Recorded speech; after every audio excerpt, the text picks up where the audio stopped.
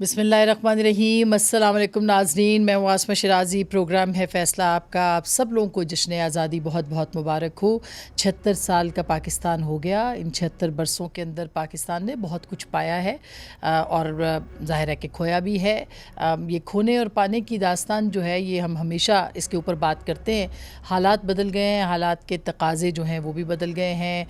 پاکستان نے جو سفر شروع کیا تھا آج سے 76 برس پہلے، وہ سفر کہاں تک پہنچا ہے؟ منزل تک ہم پہنچ پائے ہیں، نہیں پہنچ پائے، یا منزل کہیں رستے میں کھو گئی ہے؟ یہ بہت اہم سوالات ہیں۔ پاکستان کی آج جو حالات ہیں، یعنی کہ دلچسپ، عجیب اور اب نازک ترین دور سے جو پاکستان گزر رہا ہے، اصل معنوں میں، صحیح معنوں میں اس وقت نازک ترین دور سے پاکستان گزر رہا ہے، یہاں تک ہم پہنچے کیسے ہیں؟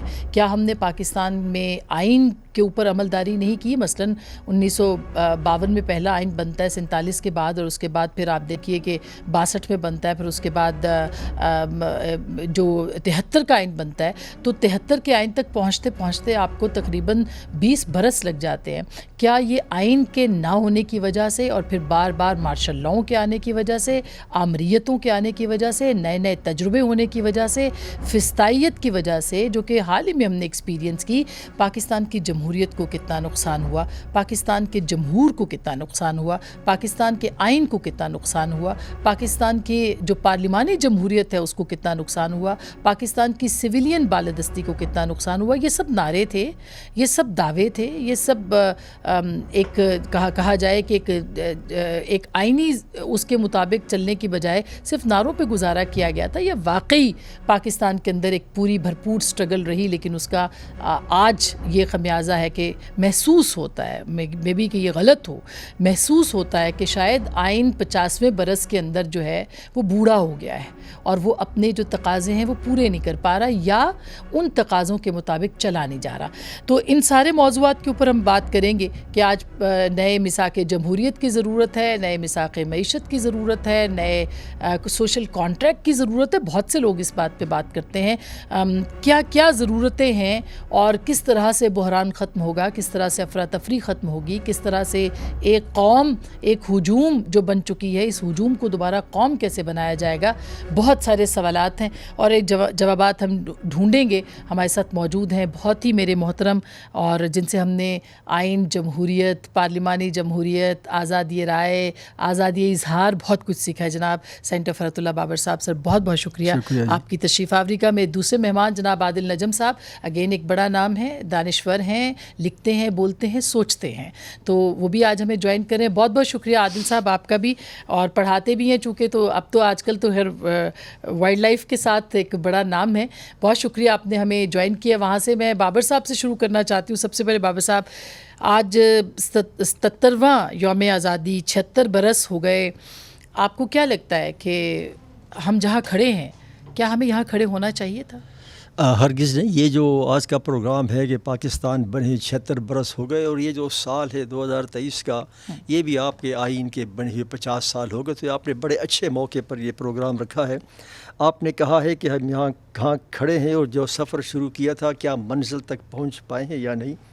میں سمجھتا ہوں کہ اس سوال کا جواب اس سوال میں مضمر ہوگا کہ ہم جو کس منزل کی طرف جا رہے ہیں۔ 1947 میں جب پاکستان بنا، ہماری منزل کیا ہے؟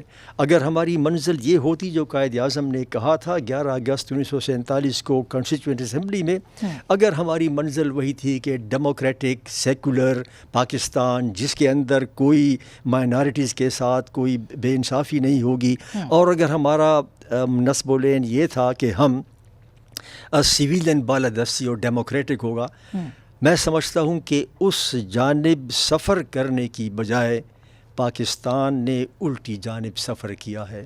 آپ دیکھیے کہ قائد اعظم کی اس 11 اگست کی سپیچ کے بعد پہلے تو آپ نے اس کو دبایا، اس کے بعد چند مہینے کے بعد ان کی وفات کے بعد آبجیکٹیو ریزولوشن آیا، جس میں آپ نے ایک تعین، اور اس میں آپ نے کہا کہ اسلامک جو ریپبلک ہوگا، آپ نے اس کی بات کی۔ تو آپ نے گویا آپ کی جب پاکستان کی جو ساخت تھی اور جو پہلا ڈاکومنٹ بنا آبجیکٹیو ریزولوشن، ہم نے قائد اعظم کی اس تقریر سے روگردانی کی، اور اس کے بعد ہم نے دیکھا کہ پہلے 25 سال تک تو آئین نہیں تھا، آئین بے سرزمین 1956 کا آئین بنتا ہے تو ایبروگیٹ ہو جاتا ہے، پھر 1973 کا آئین بنا۔ آپ نے یہ کہا کہ کیا ہم کو نئے آئین کی ضرورت ہے، نئے سوشل کانٹریکٹ کی؟ میں سمجھتا ہوں کہ ہمیں جس چیز کی ضرورت ہے وہ آئین پر عمل درآمد کی ضرورت ہے۔ آئین پر عمل درآمد نہ ہونا ہی ہمارے ان تمام المیوں کا، ان تمام مصائب کی جڑ ہے۔ پھر ہم یہ کیوں کہتے ہیں کہ آئین جو ہے وہ 18ویں ترمیم کے بعد آئین ایک بالکل ایک اس کو نئی جدت کے ساتھ جو ہے وہ پہنچا گیا، لوگوں کے مطابق اس کو بنانے کی کوشش کی گئی، کیوں ہم کہتے ہیں کہ یہی سب سے بڑی رکاوٹ بن گیا اس وقت کہ نہیں ہو سک رہا، پاکستان آگے کی سفر نہیں کر پا رہا؟ دیکھیے جی، 18ویں آئینی ترمیم کے بعد جو ایک بہت بڑی پیش رفت تھی، اس ترمیم کو کچھ لوگوں نے قبول نہیں کیا۔ یہ بدقسمتی ہے، اور جب قبول نہیں کیا تو سویلین بالادستی کا خواب جو تھا، براہ راست انٹرونشن تو ختم ہو گئی براہ راست، لیکن بیک سیٹ ڈرائیونگ اور ہائیبرڈ نظام کا سسٹم شروع ہوا، اور وہ ایک نیا سسٹم پاکستان میں بنا کہ گاڑی کی سٹیئرنگ پر بیٹھا شخص جو بظاہر گاڑی چلا رہا ہے وہ ڈرائیور نہیں ہے، بلکہ جو وائٹل کنٹرولز ہیں گاڑی کے، بریک ہے، کلچ ہے، ایکسیلریٹر ہے، وہ پیچھے بیٹھے ہوئے شخص کے ہاتھ میں ہے، جو مسئول نہیں ہے، اکاؤنٹیبل نہیں ہے، لیکن سٹیئرنگ پر بیٹھا شخص اکاؤنٹیبل ہے۔ یہ ایک نیا ماڈل بنا ہے، اور اس ماڈل کو ہم ہائیبرڈ نظام کہتے ہیں۔ اور گزشتہ 5 سالوں میں 2 حکومتیں آئی، پی ٹی آئی کی اور پی ٹی ایم کی۔ اگر ہم نے پی ٹی آئی کو الزام دیا کہ وہ ہائیبرڈ نظام تھا، تو بدقسمتی سے پی ٹی ایم نے اسی ہائیبرڈ نظام کو مزید مضبوط کر دیا، ہائیبرڈ پلس، اس کو مزید ہائیبرڈ نظام کو۔ تو میں نہ پی ڈی ایم کو اس کا کوئی کریڈٹ دے سکتا ہوں، نہ پی ٹی آئی کو۔ اور یہ جو 5 سال کا عرصہ تھا، جب یہ ہائیبرڈ نظام ہوا اور ہم دوسری ڈائریکشن جو ہم نے جس کی طرح ہم چلے ہیں، وہ یہ کہ مذہبی انتہا پسندی۔ اسی سینٹ میں ایک ہفتہ پہلے جو قانون پاس ہوا، آپ اندازہ لگائیں 2 قوانین پاس ہوئے۔ ایک تو آپ نے سیکرٹ ایکٹ میں آرمی کو وہ اختیارات دے دیے جو جمہوریت میں ناقابل تصور ہیں، اور ہم نے اس ہائیبرڈ نظام کو مزید مضبوط کر دیا۔ اور دوسرا، ہم نے ایک مذہبی جو بلاسفیمی کا قانون تھا 298A، اس میں بھی ترمیم کر دی، اور گویا ہم نے جس ڈائریکشن میں ہم کو جانا تھا 1947 میں، ہم یکدم اس کے بالکل خلاف جا رہے ہیں۔ یہ بالکل بہت خوبصورت بات کی فرت اللہ بابر صاحب نے، عادل صاحب، کے 50ویں برس میں ہم نے پاکستان کو جس قائد اعظم کے پاکستان کی طرف لے کے جانا تھا، ہم نے دائروں میں سفر کرتے کرتے ہم وہاں آ کے رک گئے ہیں جہاں سے یہ سفر شروع ہوا تھا، جہاں پہ غلطی کا آغاز ہوا تھا، اسی غلطی پہ آ کے دوبارہ کھڑے ہو گئے۔ مثلا یہ جو توہین کا بل ہے، یا جو مذہبی منافرت کو ختم کرنے کے لیے اصل میں کہا جا رہا ہے کہ یہ استعمال ہوگا بہت ساری اور چیزوں کے لیے، یا اس کے اوپر انتہا پسندی اور بڑھے گی۔ کیا آپ کو بھی یہی لگتا ہے کہ ہم ہائیبرڈ سے ہائیبرڈ پلس ہوئے ہیں؟ کیا آپ کو بھی یہی لگتا ہے کہ ہم دائروں کے سفر سے نہیں نکلے؟ اور کیا آپ کو بھی لگتا ہے کہ جمہوریت جو ہے وہ بیک فٹ پہ ہے؟ جمہوریت انفارچونیٹلی جی بہت عرصے سے بیک فٹ پہ ہے، اب تو پتہ نہیں شاید اس کی وکٹیں بھی اڑ چکی ہوں، لیکن وقت فیصلہ کرے گا۔ I hope that is not true, لیکن میری گزارش یہ ہوگی کہ ہم نے بات کی، سیاست کی، اور جب آپ نے بالکل صحیح بات کی فرد صاحب نے بھی کہ یہ 50واں سال ہے آئین کا، اور اس پیراہے سے ہمیں اس کو دیکھنا چاہیے، لیکن میرے خیال میں مسئلہ جو ہے وہ سیاست سے بڑا ہے، اور وہ اس لیے کہ آپ کا کون سا ادارہ ہے جو اس وقت فعال ہے۔ جو ہمیں اس وقت اپنے پورے معاشرے میں انگریزی کا ایک لفظ ملیس نظر آتی ہے، ایک بے چینی، بے یقینی نظر آتی ہے، وہ صرف اس لیے نہیں ہے کہ آئین کے ساتھ ہم نے کیا کیا۔ اس وقت جب آپ آس پاس دیکھتے ہیں تو کوئی ایسا ادارہ نہیں ہے جو فعال ہو۔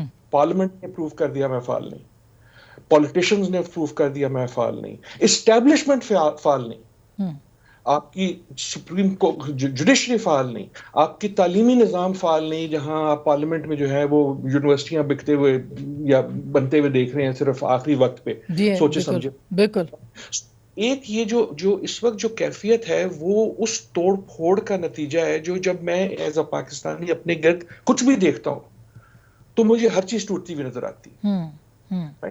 اس کے لیے، اس سے نکلنے کے لیے پہلی چیز یہ کہ کچھ نہ کچھ تو مجھے نظر آئے جو بنتا ہوا نظر آئے، جی، تاکہ میں رسی کا سہارا لے کے باہر نکلنے کی کوشش کروں. ایسا پہلے بھی ہوا ہے کہ چیزیں ٹوٹتی تھیں، لیکن ایک تھیوری ہوتی تھی، صحیح ہوتی تھی یا غلط ہوتی تھی، کہ یار یہ ہو جائے گا نا تو ٹھیک ہو جائے گا. اب ہمیں یہ فیصلہ کرنا چاہیے کہ کوئی ایک اس کا سلوشن نہیں ہے. ایک کوئی لیڈر سفید گھوڑے پہ آئے گا اور سب ٹھیک کر دے گا، ایسا نہیں ہوگا. ایک ریکوڈک بنے گا اور اس سے ریل پیل ہو جائے گی، ایسا نہیں ہوتا. جب یہاں آپ نے سوال کیا تھا نا کہ ہم پہنچے کیسے، پہنچے ہم ایسے کہ سب نے اور سب میں سیاستدان بھی، اسٹیبلشمنٹ سرٹنلی، میں ایز اے شہری، میں ایز اے استاد، میں ایز اے طالب علم، ہم سب نے ہاتھ ڈالا کہ ہم سب نے بہت سی غلطیاں کی بار بار بار بار. اور اس نکلیں گے کیسے کہ ہم سب جو چھوٹی چھوٹی اپنے دائرے میں کوئی مثبت قدم اٹھائیں. جو سنگل، میں اگر ایک منٹ کی گزارش نے، یہ I am not arguing against کہ پالیٹکس امپورٹنٹ نہیں ہے، میرے خیال میں بالکل ہے. اینڈ آئی ڈو تھنک کہ پہلا جو اسٹیپ ہے وہ آئین اور پارلیمنٹ کی بالادستی. لیکن جب ہم بات کرتے ہیں تو ایک کیفیت یہ لگتی ہے کہ اگر وہ ہو گیا تو سب کچھ ٹھیک ہو جائے گا. انفارچونیٹلی مجھے کوئی امپیریکل ایویڈنس ایسا نہیں لگتا کہ اگر آپ نے کل صرف یہ ٹھیک کر دیا اور باقی چیزیں ٹھیک نہ کی تو ٹھیک ہو جائے گا. رائٹ؟ کیونکہ جب ہم یہ کہتے ہیں تو ہمیں لگتا ہے کہ جب جمہوریت آئے گی سب کچھ ٹھیک ہو جائے گا. معذرت میں آپ کو انٹرپٹ کر رہی ہوں، لیکن عادل صاحب، کیا آپ کو لگتا ہے کہ پوری دنیا میں اب یہ کانسیپٹ ہے کہ رول، قاعدے، ضوابط جو ہیں وہ بدل رہے ہیں؟ مثلا اب محدود جمہوریت ہوگی، اب محدود آئین ہوگا، اب محدود آزادی رائے ہوگی. اب کیا آپ بلیو کرتے ہیں اس بات کے اوپر کہ وہ محدودیت کی طرف ہی جانا پڑے گا، یا یہ صرف اس لیے ہے کہ اپنے کنٹرول کو برقرار رکھا جائے؟ کنٹرول بھی ہے، اقتدار کی بھی بات ہے پرابلم، لیکن میری طرف سے ان اے وے کیا صحیح جواب ہے is not the answer. I agree with فرد صاحب جو کہتے ہیں آپ کا جو آئین ہے جیسا ہے، اچھا ہے، برا ہے، غلطیوں کے ساتھ ہے، اس پہ عمل کر. اگر اس کے نتیجے میں کوئی غلط شخص آ جاتا ہے تو اس کو آنے دیں. پھر مجھ پہ آپ اعتبار کریں ایز اے ووٹر کہ پہلی بار اگر کسی ایسے شخص کو لے آتا ہوں جو شاید آپ نہیں بہتر سمجھتے تو میں اس سے سیکھوں گا. اور اگر میں نہیں سیکھتا تو پھر میری قسمت ہے کہ مجھے ویسا ہی ملے.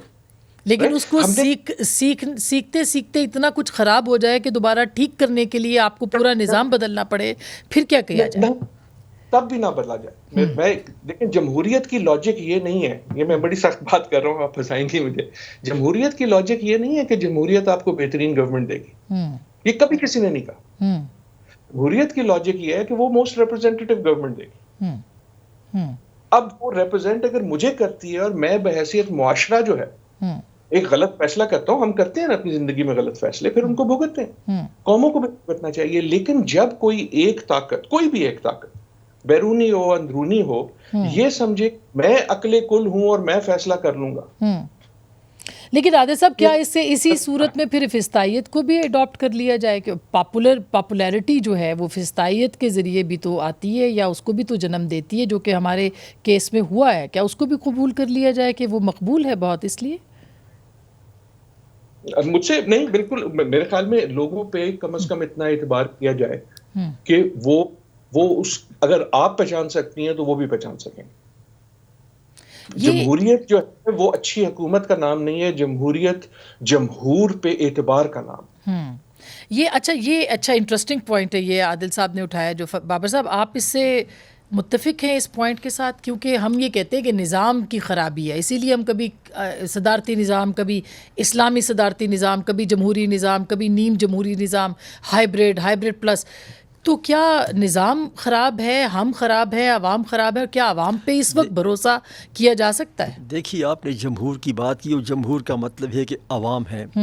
ہم نے شروع ہی سے، جب سے پاکستان بنا، جمہور کے نام سے ہمیں چڑ تھی. آپ دیکھیے، پاکستان جو تھا یہ ریپبلک تھا، تو ہم نے کیا کیا؟ جب 58 کا مارشل لا لگا تو سب سے پہلے آپ نے یہ کیا کہ آپ نے یہ جو اس کا نام تھا ریپبلک ڈے جو تھا 23 مارچ کو، کیونکہ 23 مارچ 1956 کو آئین بنا تھا، تو یوم جمہوریہ اس سے منایا جا رہا، آپ نے اس کو چینج کر کے پاکستان ڈے کر دیا.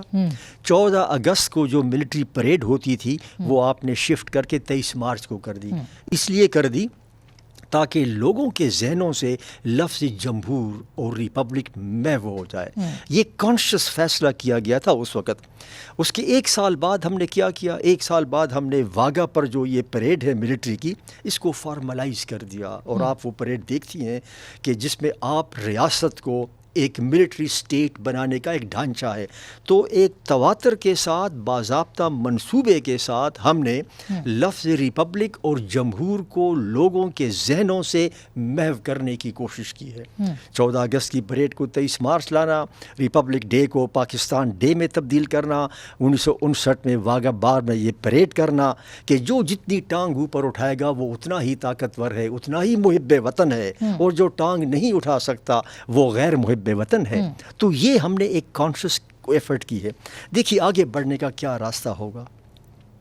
ہم سب کہتے ہیں کہ جی سب نے غلطیاں کی ہیں، نو ڈاؤٹ سیاست دانوں نے غلطیاں کی ہیں، پارلیمان سے غلطیاں ہوئی ہیں، فوج سے، اسٹیبلشمنٹ سے غلطیاں ہوئی، عدلیہ سے غلطیاں ہوئی ہیں۔ میرے خیال ہے سب سے زیادہ اگر عدلیہ کو اگر ہم آپ نے دیکھیں نا، اسی عدلیہ نے منتخب وزیر اعظم کو پھانسی بھی دیا، اسی عدلیہ نے 2 منتخب وزیر اعظموں کو گھر بھیج دیا، اسی عدلیہ نے آئین کی تشریح ایسے بھی کر دی کہ خود نیا آئین درج کر کے دے دیا، اور یہی وہ عدلیہ ہے جس نے جو ہے تو ملٹری ڈکٹیٹرز کو دوام بھی بخشا۔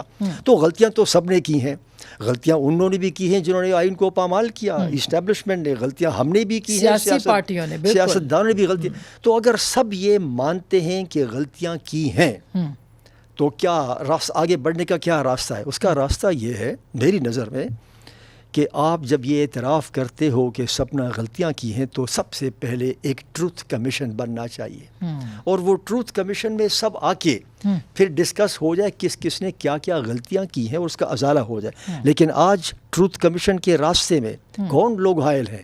یہ مطالبہ تو بار بار ہو رہا ہے۔ چارٹر آف ڈیموکریسی میں 2 بڑی سیاسی جماعتوں نے ٹروتھ کمیشن کا کہا، ہم نہیں بنا سکے۔ اس کا مطلب یہ ہے کہ کچھ لوگ یقیناً آڑے، اور یہی اسٹیبلشمنٹ آڑے آ رہی ہے۔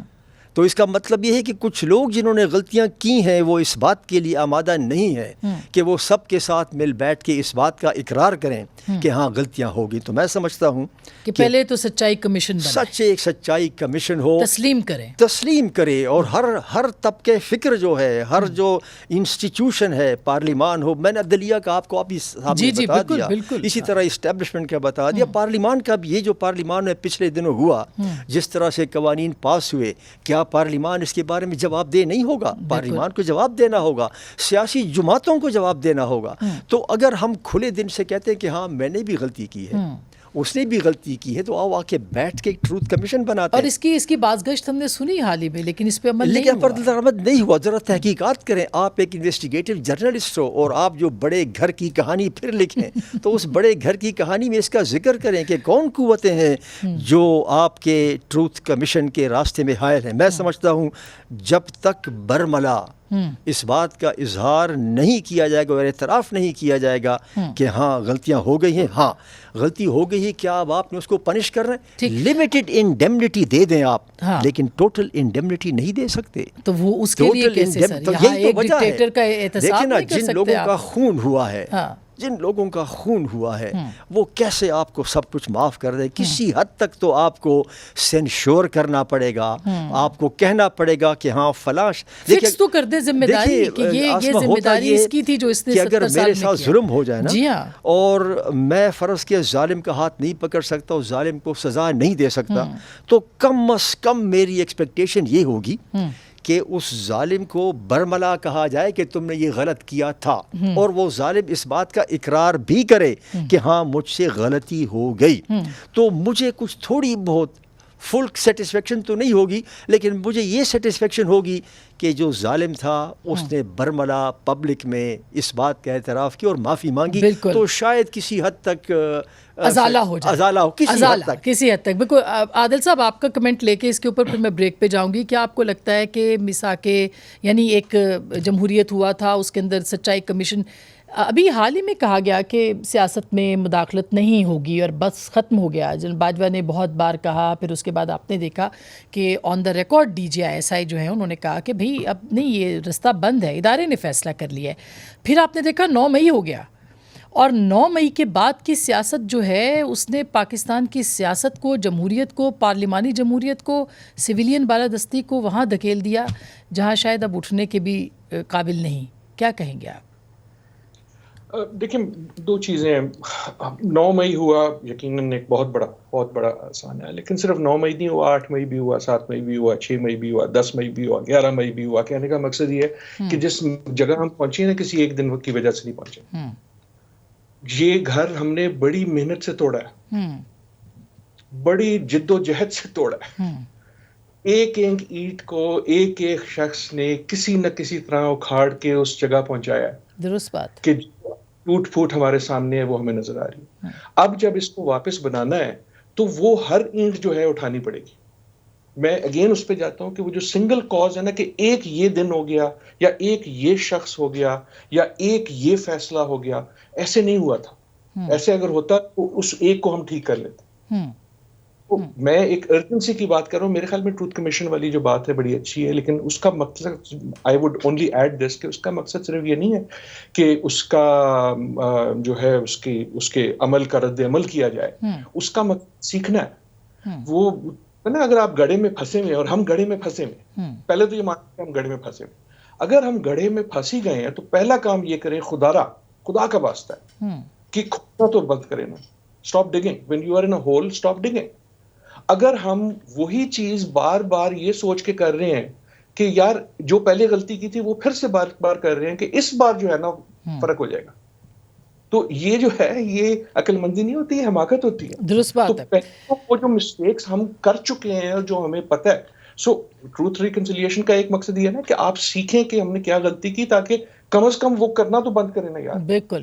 لیکن وہ سیکھنے کے لیے ڈائلاگ، مذاکرات، بات چیت، ایک جمہوری معاشرہ جس کے اندر سوچ، ذہن، فہم اس کے ساتھ بڑھا جائے نا، اس سے سوال اٹھا. جس معاشرے میں سوال کی گنجائش باقی نہ رہے وہاں پہ کیا ہوگا؟ میں عادل صاحب بالکل آپ سے بھی اور بابر صاحب سے بھی ہم جاننا چاہتے ہیں کہ وے فارورڈ کیا ہے، ایک ہیلدی ڈسکشن کیسے ہوگی. پاکستان کے سیاسی لوگ جو ہیں وہ کیوں سر جوڑ کے نہیں بیٹھ سکتے، وہ کیوں بات نہیں کر سکتے، وہ کیوں مذاکرات نہیں کر سکتے، وہ کیوں جو ہے وہ ایک سوچ کے ساتھ جو ہے وہ آگے نہیں بڑھ سکتے؟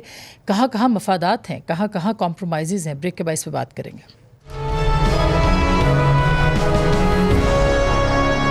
ویلکم بیک ناظرین، ایک دفعہ پھر آپ کو خوش آمدید کہتے ہیں. اب بابر صاحب، آپ کی جماعت نے بھی ظاہر نگران وزیر اعظم بھی ہوئے اور بیچ میں جو آخری کچھ 2-3 ہفتے تھے اس کے اندر جو، کیا آپ مطمئن ہیں خود بحیثیت ایک سیاستدان کے بھی کہ جو کچھ ہوا ہے وہ نہیں ہونا چاہیے تھا اور مذاکرات کا رستہ مسدود ہو گیا آپ کے خیال میں؟ دیکھیے، جہاں تک نگران وزیر اعظم کی بات ہے اور آپ نے میرے پوچھا، تو میں ذاتی طور پر ہرگز مطمئن نہیں ہوں، بالکل مطمئن نہیں ہوں.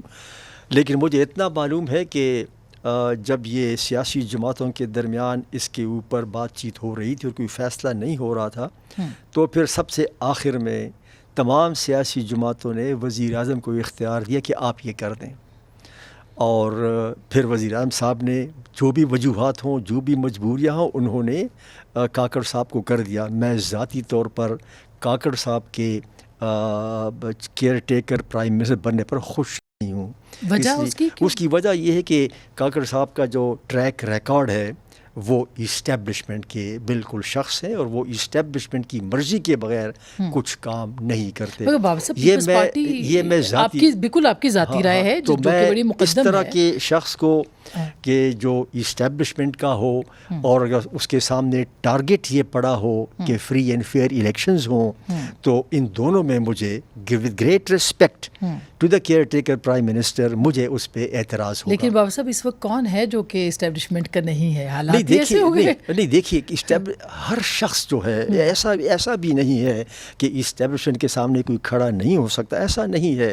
میں سمجھتا ہوں کہ وہ لوگ جن کو کرسی کی پرواہ نہ ہو، وہ لوگ جن کے خود کبرڈ میں اسکیلیٹنز نہ ہوں، وہ بڑے ادب اور احترام کے ساتھ اسٹیبلشمنٹ کی بات کو رد کر سکتے ہیں. ایسا بھی نہیں ہے کہ اسٹیبلشمنٹ چڑھ دوڑے گی ان کے اوپر. لیکن بدقسمتی سے ہماری سیاسی جماعتوں کے لوگوں کے ایک اسکیلیٹن میں کبرڈ ہیں، وہ بھی ہے. اور دوسرا یہ بھی ہے کہ ہم نے ان کے سامنے کھڑے ہو کر بات نہیں کی. ورنہ اگر آپ کھڑے ہو کر بات کریں اور اگر آپ سچائی پر ہوں تو کوئی آپ کو ایسا دبا بھی نہیں سکتا. لیکن سر اسپیس تو سیاسی جماعتوں نے کم کی نا، یہ تو آپ کو ماننا پڑے گا. یہ بالکل میں مانتا ہوں کہ سیاسی جماعتوں نے خود اپنا स्पेस सीड किया, और दोनों पिछले 5 साल में दोनों जो सियासी जमातें आई हैं, सियासी ग्रुप्स जो आए हैं, PTI का भी और PDM का भी, इन्होंने स्पेस को सीड किया। और आप देखिए स्पेस कितना सीड हो गया है, स्पेस इतना सीड हो गया कि अब आपकी जो इस्टेब्लिशमेंट है वो न सिर्फ पॉलिटिकल पावर कंट्रोल कर रही है बल्कि इकोनॉमिक पावर भी कंट्रोल कर रही है। लेकिन ये 9 मई से पहले की सिचुएशन नहीं थी, 9 ये मई के बाद 9 मई से बाद इसमें तेज़ी आई है। लेकिन जिस तरह इस्टेब्लिशमेंट ने commanding Heights of the economy उसको अपने तसल्लुत में लिया है, ऐसा किसी जमहूरी मुल्क में नहीं होता। आज देखिए, आज आपका फोर्डी फाउंडेशन पाकिस्तान का सबसे बड़ा इंडस्ट्रियल बिजनेस कमर्शियल कांग्लोमरेट है। आपका FWO पाकिस्तान का सबसे बड़ा कॉन्ट्रैक्टर है, और आपका DHA पाकिस्तान का सबसे बड़ा रियल इस्टेट डेवलपर है, माजरत के साथ जी। तो जब आपने commanding Heights of the economy पर कर, तो आपकी इकोनॉमी भी डिस्टार्टेड हो गई, आपकी पॉलिटिक्स भी। अभी आदिल नजब साहब ने बड़ी पते की बात की कि देखिए गलतियां हो गई हैं, गलतियों को न दोहराएं। तो हम तो समझ रहे थे कि जब ये ऐलान हुआ कि अब मुदाखलत नहीं होगी, मुझे पहले यकीन था कि मुदाखलत नहीं होगी, लेकिन क्या आप और मैं अपने दिल पे हाथ रख कर आंखें बंद करके क्या हम ये कह सकते हैं कि मुदाखलत बिल्कुल बंद हो गई? नहीं, बिल्कुल नहीं, मगर धकेला भी तो गया है ना 9 मई के वक्त या उसके बाद के जो इवेंट्स है उसमें धकेला भी तो गया है। ये 9 मई के वाक़यात की तो कोई भी सपोर्ट नहीं कर सकता कि ये आज़ादी इजहार है का हक है या क्या। लेकिन आप ये भी तो फिर देखिए कि अगर ये कोई इसकी सपोर्ट नहीं कर, कंडेम कर रहा है, लेकिन फिर आप ये भी देखिए कि बात इस हद तक क्यों बढ़ी।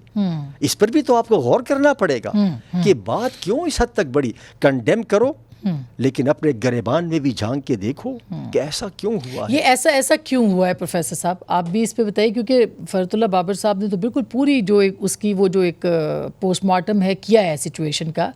क्या आगे बढ़ा जा सकता है बातचीत? आपको ये भी पता है कि 6 मई को जो कुछ हुआ था, बात तय हो गई थी, बातचीत मुज़ाकरात पे, इलेक्शंस पे रजामंद थी इत्तेहादी हुकूमत, फिर डेडलॉक हो गया, फिर 9 मई हो गई, फिर 14 मई का मुतालबा उससे पहले था। आपको क्या लगता है सर? देखिए, जो आपका जिस सवाल को मैं पकड़ना चाह रहा हूँ वो ये है कि क्या आगे बढ़ा जा सकता है, और उसका काउंटर सवाल ये है कि क्या नहीं बढ़ा जा सकता। क्या हमारे पास ये ऑप्शन है कि हम आगे ना बढ़े? क्या हमारे पास बहैसियत कौम ये ऑप्शन है कि हम इसी गड्ढे में बैठे रहें? क्योंकि ये जो गड्ढा है ये तो किसी को भी सेटिस्फाई नहीं कर रहा। ये तो आपका, मैं अगेन आई गो बैक, इस वक्त आपका हर इदारा जो है वो इम्प्लोड हो चुका है।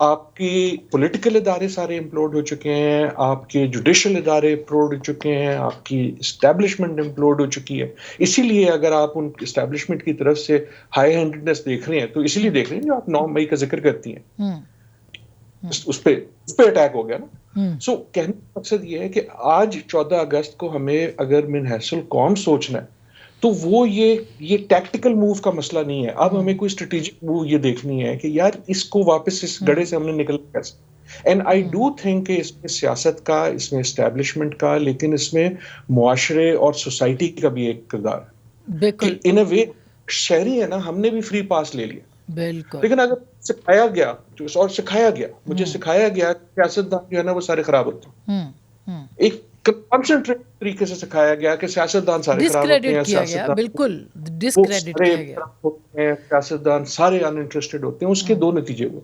उसका एक नतीजा ये हुआ कि जो सियासतदान करप्ट या अनइंटरेस्टेड या प्रिंसिपल था, जो प्रिंसिपल था, करप्ट नहीं था, उसके लिए आप जमीन तंग कर दी। ऐसा ही है। जब आपने कर दिया तो अच्छे लोग खुद निकल गए। अच्छा, दूसरा इसका जो हुआ वो इससे बुरा एक नतीजा ये हुआ कि मुझे इजाजत मिल गई कि अब मैं भी करप्ट हो सकता हूँ। राइट, आम आदमी को मिल गई कि मैं भी लाइन तोड़ सकता हूँ। अगर पति रुक रहा लाल गाड़ी वाला तो मैं क्यों रुकूं? राइट, सो इन अ वे जो मैं कहना चाह रहा हूँ वो ये है कि मेरे ख्याल में आप दोनों जो बात कर रहे हैं वो बहुत अहम है, बहुत बड़ी है, लेकिन मसला उससे भी बड़ा है। मसला है कि अगर आप ये सोसाइटी की टूट फूट नहीं छोड़ेंगे। देखिए, एक थ्योरी ये है कि अच्छा अगर हमने सियासत ठीक कर दी ना तो बाकी सब खुद ठीक हो जाएंगे। ऐसा नहीं है। तो पूरा मुआशरा ही जहाँ पे इस तरह का हो। बिल्कुल सही बात है। आदिल साहब, मैं एक ब्रेक लेती हूँ और साथ साथ ये भी बताती जाऊँ कि हिलाल इम्तियाज़ एजुकेशन में आज नॉमिनेट के लिए हुए हैं, बल्कि मिला है, नाम आ गया इनका आदिल साहब का, तो मुबारक भी आपको सर। ब्रेक के बाद हम ज़रा आपके शो मुझे पता लगा जी बिल्कुल, तो हम ब्रेक के बाद वापस आएंगे और अच्छी अच्छी बातें करेंगे कि हमने आगे बढ़ना कैसे, कि अभी भी हम नाउमीद बिल्कुल नहीं है, नाउमीद हमें होना भी नहीं चाहिए, और कैसे बढ़ना है उस पर बात करेंगे ब्रेक के बाद।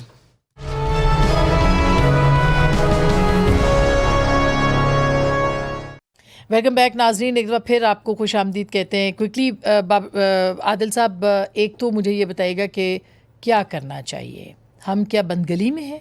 इस बंदगली से कोई ना कोई रास्ता तो निकल सकता है, वो क्या हो सकता है?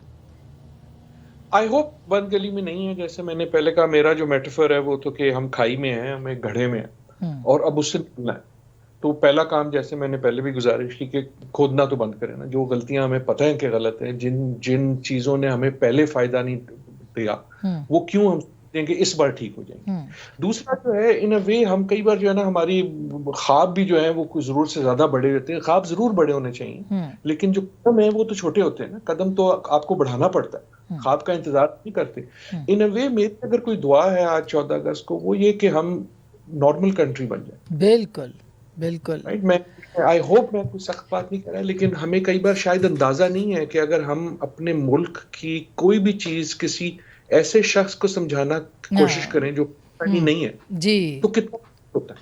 बाबर साहब, आप क्या समझते हैं? ये बड़ी बड़ी अच्छी बात की आपने। क्या मैं समझता हूँ, देखिए हमने इदारों की बात तो कर दी कि हर इदारे ने तजावुज़ किया है, जी हाँ, लेकिन अभी थोड़ी देर पहले आपने ये भी कहा कि माशरे का क्या है। मैं समझता हूँ कि माशरे का भी एक काम है, और वो ये है कि कम अज़ कम आवाज़ उठाए। मैं नहीं देख रहा कि माशरे में ऐसी आवाज़ उठ रही है कि जैसे उठानी चाहिए। और आप देखिए, जब आवाज़ उठती है तो उसका असर होता है। ये कहना कि जी मेरे आवाज़ से कुछ नहीं बनेगा, ये गलत है। माली द कम पानी भरना, भर भर मशकां पावे, ते मौला द कम फल फूल लावे न लावे। कम अज़ कम हर शख्स का माशरे में ये तो फ़र्ज़ बनता है कि आवाज़ उठाए। बस आवाज़ उठाओ, अदब और एहतराम के दायरे के अंदर रहती हुई आवाज़ उठाओ। और मैं समझता हूँ ऑनेस्टली अगर हर शख्स आवाज़ उठाएगा, भर भर मशकां पावे, तो फिर फल फूल